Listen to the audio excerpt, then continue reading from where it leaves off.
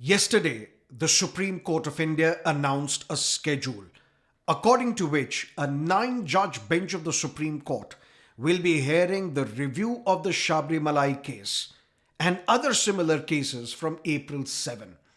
Regardless of which way the court finally rules, but this case will have a far reaching impact on our fundamental rights, particularly on the freedom of religion and constitutional morality.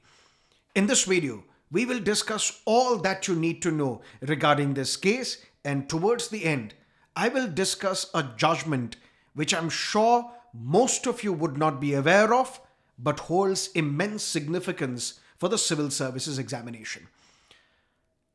Sabarimala Temple. The deity is Lord Ayyappa. Lord Ayyappa is a brahmachari, celibate, Neshtika brahmachari, eternal celibate.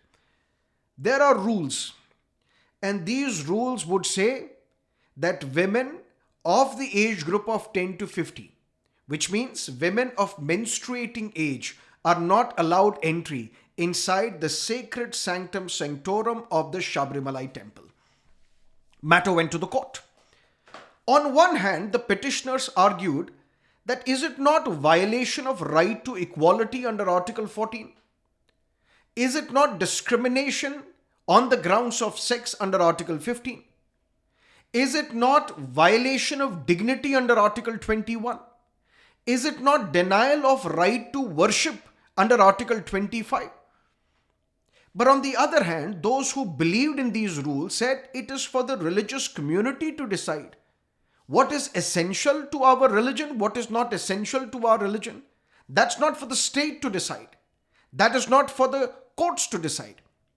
And if you're talking about fundamental rights, what about the fundamental right of Lord Ayyappa, who can be viewed as a juristic personality, a person in the eyes of the law? And this person also has fundamental rights, fundamental right of privacy, fundamental right to be left alone.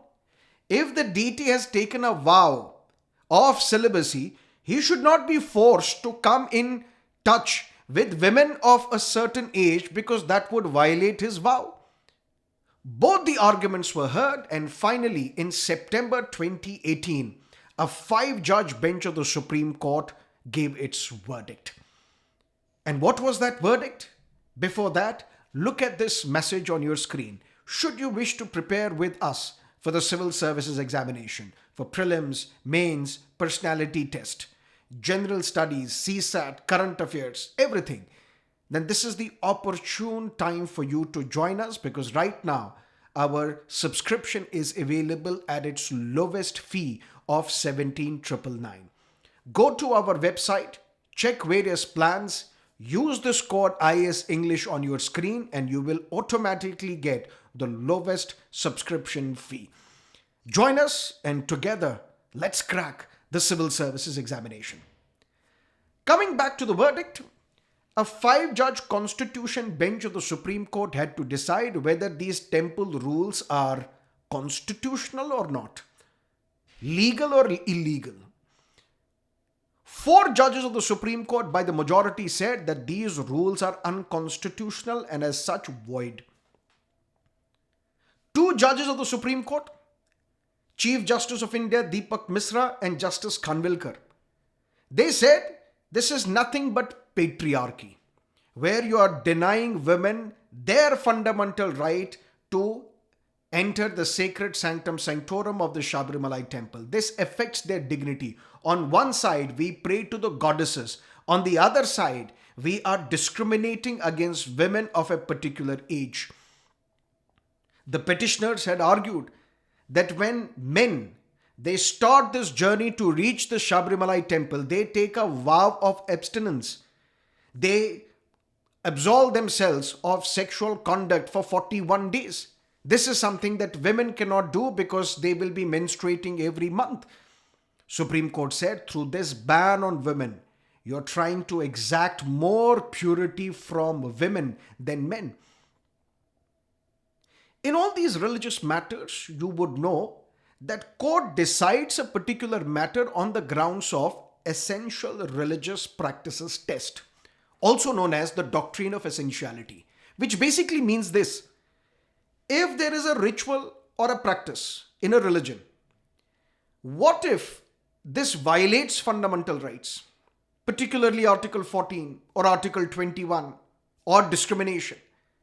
Whether the court will interfere or not, because on the other hand, there is fundamental right to practice of religion under Article 25 as well.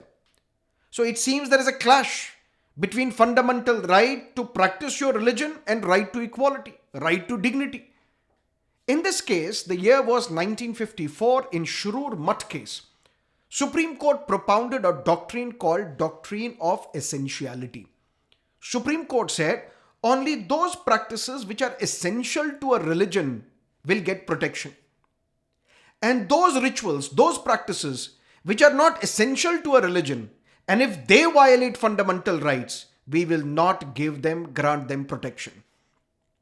Which means the courts will get to decide what is essential to a religion, what is not essential to a religion. And if something is not essential to a religion and it violates fundamental rights, those rules, those customs, those practices may not get protection. But what is this essentiality? The court said, if there is a practice in a particular religion, if we remove this practice, religion collapses. That means this practice is essential to a religion. For example, praying 5 times a day for Muslims. Can somebody approach the court and say, my lord, this is discriminatory? Why pray 5 times? It sounds arbitrary. You should rule that we should pray only once a day, or once a week, or once a month, or once a year, or once a decade, or once in lifetime. Courts cannot interfere. Why? Because if you remove the mandatory 5-time prayers for Muslims, the religion will collapse.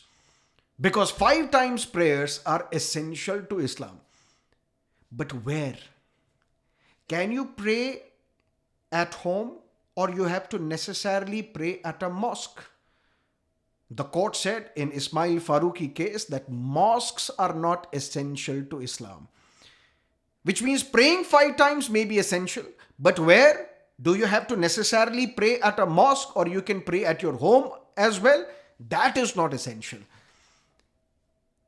And in this Sabarimala case, the Supreme Court said this ban, these rules which say women of the menstruating age are not allowed entry inside the sacred sanctum sanctorum of the Sabarimala temple, these rules are not essential to this religion.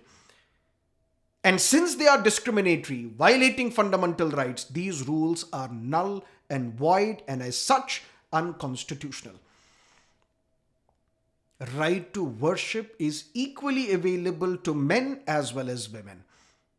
Who ruled this? 2 judges of the Supreme Court.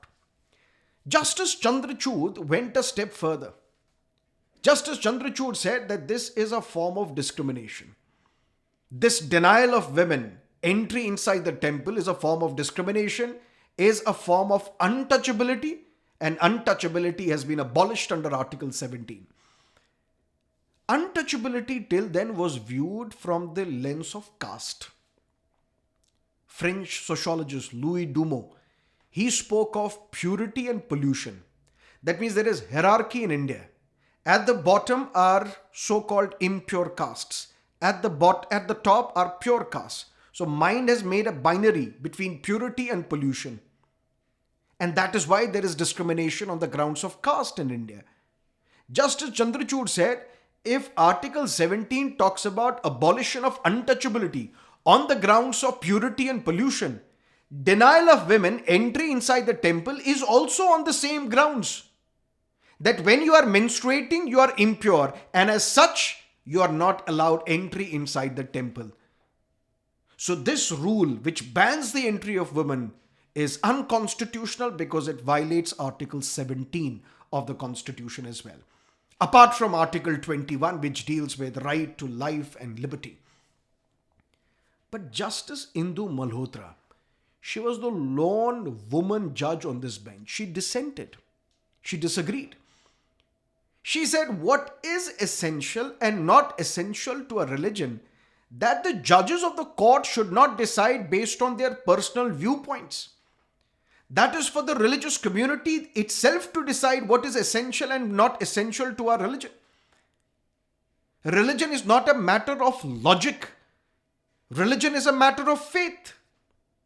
And what she was saying is the same stuff as was communicated by a 5-judge bench of the Supreme Court, 2 judges of this bench in the instant triple talaq case. When instant triple talaq case reached the Supreme Court, the famous Shaira Banu v. Union of India, 2 judges of the Supreme Court, Chief Justice of India Kehar and Justice Nazir, they did not ban the practice of instant triple talaq. They said, no, this is for the parliament to decide. Religion is not a matter of logic. Religion is a matter of faith. So we are not going to stop this practice of instant triple talaq. Let parliament decide and take a call if they want to do it. And in that case, Supreme Court, these 2 judges said, instant triple talaq is part of Islam. Islam is a religion. Every religious denomination has a fundamental right to practice religion, which means equating instant triple talaq with fundamental rights. And this was for the first time a personal law was elevated to the status of a fundamental right. Obviously, by the 2 judges who were in minority, because the majority 3 judges declared that instant triple talaq cannot continue. Although 2 judges said instant triple talaq is unconstitutional. Justice Rohinton Fali Nariman, Justice U. Lalit. But the last judge, Justice Kurian Joseph, said instant triple talaq is un-Islamic. Which means 5 judges are hearing instant triple talaq case. 2 judges are saying we will not interfere. 2 judges are saying instant triple talaq is unconstitutional. 1 judge is saying it is un-Islamic. Which means overall, instant triple talaq was not declared unconstitutional, it was set aside. But be that as it may, 2 judges said in the instant triple talaq case, same views are echoed by Justice Indu Malhotra. She says that this doctrine of essentiality gives unrestricted power to judges to determine religious issues.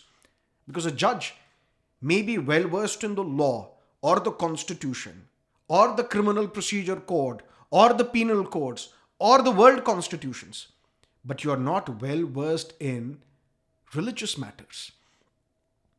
This doctrine of essentiality tends the court to a direction where it decides purely religious matters, which is beyond the competence of these judges. Supreme Court said, Justice Indu Malhotra, she disagreed. Said whether temple authorities want to modify these rules, that is for them to decide. But if they have made the rules and these rules are acceptable to the majority of the community, we should not interfere, because let them decide what is essential, what is not essential to a religion. And if you talk to a woman from Kerala, majority of them would say that we don't want to enter the sacred sanctum sanctorum of the Sabarimala temple. Not because we are not the devotees of Lord Ayyappa, because Lord Ayyappa himself does not want to stay in touch with us in that area. There are also temples where men are not allowed. So this is not about patriarchy. This is not about women versus man. This is not about gender. It's about religion, religious beliefs, which are getting sanctioned under Article 25. Because right to freedom of religion is a fundamental right under Article 25. And this is not the first time that Supreme Court had to grapple with these issues. Let's go back to 1954, Ratilal Panachand Gandhi v. State of Bombay. Supreme Court said, and when you ask somebody, what is your relationship with God? You get a reply that it's a matter between me and my God. Which means religion is an inward association of man with the God. Look at the wording of Article 25. Freedom of conscience. Subject to public order, morality, health, and subject to other provisions of Part 3 of the Constitution, every person should have the freedom of conscience. And conscience cannot be regulated. This is where you have autonomy to decide which beliefs you want to entertain.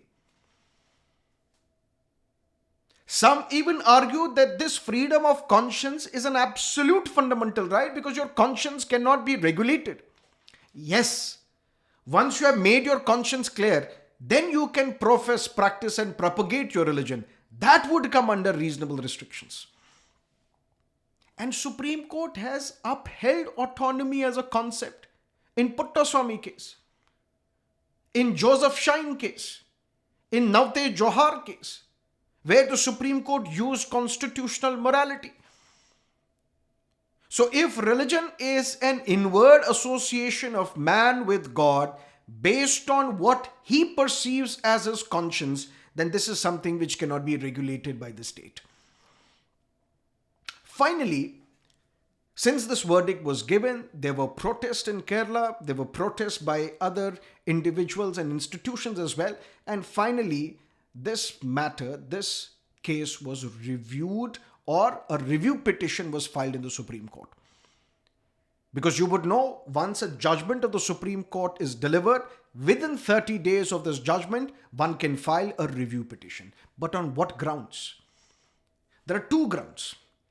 Either you are pointing out an error in the judgment, or a new fact has been discovered which will alter the case, which will change the case altogether.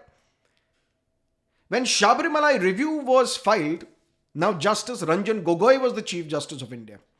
Now 5-judge bench of the Supreme Court had to decide whether this review petition should be accepted or rejected. And something unprecedented happened. Something which has not happened in the past. And what is that? Normally a review petition is either accepted or rejected. Accepted if new fact has been discovered, if an error has been pointed out, otherwise rejected. No error was detected in this judgment. No new facts were discovered which were not argued previously. Yet three judges of these 5 judges, they said, we will keep this Sabarimala review petition pending. We will neither accept nor reject. Why? Because there are other matters, other similar matters. And once we hear those cases, their judgments, their outcomes will have a bearing on Sabarimala. People approach the Supreme Court. Whether you agree with them or disagree with them, they approach the Supreme Court. My lord, we want to visit. Women approach the Supreme Court. We want to visit the Sabarimala temple. Please give us protection. Supreme Court said, what is the hurry? This is a sensitive matter. Wait. Whether you agree or disagree, but look at the argument. This amounts to contempt of the Supreme Court by the Supreme Court itself. Supreme Court has given a verdict. Whether you agree with that or disagree, doesn't matter. But you have to abide by that verdict. The judgment given by the court becomes the law of the land under Article 141. But this time, who is committing the contempt? The Supreme Court itself. How? Women approached the Supreme Court asking the court that we need police protection because there are protests. They are not allowing us to enter the sacred sanctum sanctorum of the Sabarimala temple. Ideally, strictly speaking in terms of law, Supreme Court should have ordered police protection to enforce its verdict. But Supreme Court decided, hands up. Imagine if someone else would not have followed the Supreme Court verdict in another case, in another judgment, contempt case would have been filed. But be that as it may, why did the Supreme Court keep the Sabarimala petition, review petition pending? Because the Supreme Court said there are 3 other similar cases. There is ban on Muslim women from entering the dargah or a mosque. It's a similar issue. Call it patriarchy, call it discrimination on the grounds of religion or sex, or call it essential practice of religion. Same issues as were raised in the Sabarimala case. Female genital mutilation practiced by the Dawoodi Bohra community. Dawoodi Bohras, they're a sect in Shia Islam. And they have a belief that once a girl attains the age of 6 or 8, her clitoris is either completely or partially removed. Why? Because they have a belief that this clitoris is an unwanted skin. It is the source of all sins, and as such should be either completely or partially removed. If this is part of their religion, should we allow a religious community to decide what constitutes religious rituals or practices, even if they affect the health of a woman, affect the dignity of a woman? How far should we allow a religious community to decide its own rituals and practices? Parsi woman, third case, if she marries a non-Parsi, she cannot enter the fire temple and perform the religious rituals. Is it not discriminatory on the grounds of sex in matters related to religion? Same issues were raised in the Sabarimala case. That is why 3 judges of the Supreme Court out of 5 in Sabarimala review kept this review petition pending. But then Supreme Court said we will have to look at the larger issues. And for that, a 9-judge bench should be constituted. And this 9-judge bench which has been constituted, which will hear these arguments from April 7, they will have to answer 4 most important questions. Although they have to answer 7-8 questions, but these are the 4 most important ones. What if there is a clash between Article 25 and 26 and Article 14? Which fundamental right will prevail? Suppose you want to practice your religion under Article 25. Suppose a religious institution wants to enforce its rules under Article 26. What if they violate the principles of equality under Article 14? What will prevail? 14 or 25 and 26? Answer this and clarify this once and for all. In the Constitution under Article 25, it is mentioned that subject to public order, morality and health, you have freedom to practice your religion. What is the meaning of this phrase, subject to public order, morality, health? Whose morality? Yours? Mine? What is moral to one community may be immoral to another community. So should we have to look at this concept from individual morality or constitutional morality? Third, and this is the most important, essential religious practices. Who should decide what is essential to a religion? Should it be the courts, or should it be determined by the head of the section of that religious group, by the religious leaders, community itself? Which means court has finally accepted the criticism of essentiality doctrine. Because through this doctrine, the court has tended into an area which is beyond its competence. And fourth, very important question. Who filed the petition in the Sabarimala case? These were the activists. Who wanted to visit the Sabarimala temple after the court said women of all age groups may pray at Sabarimala? Some activists. Miss Trupti Desai, Miss Rehana Fatima, they may not be the devotees of Lord Ayappa. Are they doing it for publicity? I don't know. But there are some who say that there are individuals who want to give publicity to themselves by entering into these discussions and debates. But should a public interest litigation be filed in the courts on these religious matters only by devotees or by anybody? This is a very, very important question which will change the outcome of our jurisprudence on religious matters. And we will have to wait and watch what the court will rule on this matter. But I promised you at the start that I'm going to tell you something very important about a case. And that case is State of Bombay v. Narasu Appa Mali. What is this case? Before that, have you read Article 13? Article 13 says, any law which was in force prior to the commencement of the Constitution. There was a law which was enacted or which was in force before 26 January 1950 Can this law continue after the enactment of the Constitution? Yes, if it is in agreement with fundamental rights. No, if it violates fundamental rights. But what is the definition of this law? That is provided under Article 13, Clause 3. Law means rules, regulations, acts, bylaws, so on and so forth. Ordinances. Keep that in mind. If you practice bigamy or polygamy or triple talaq, or you ban the entry of women inside the temples or dargahs, or you resort to female genital mutilation, or you don't give inheritance rights to a woman if they marry beyond their religion, whatever it is, these were customs. What if customs violate fundamental rights? That's the question that we need to answer. Why? Because Narasu Appa Mali, he had a wife, but then he married again with the consent of his wife. Why? Because he did not have a son. This naked lust for a male child, it's not only now, it was there forever. Marxian concept of more hands if there are more men. But be that as it may, the point is, he got the consent of his wife, married again.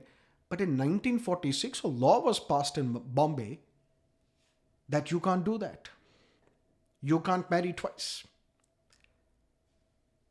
And it was on this ground that Narasu Appa Mali was arrested and he was sentenced to jail. Then he filed an appeal before the Bombay High Court. State also approached the Bombay High Court.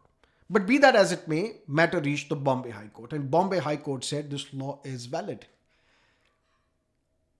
But there were two arguments proposed and argued by Narasu Appa Mali lawyers. First,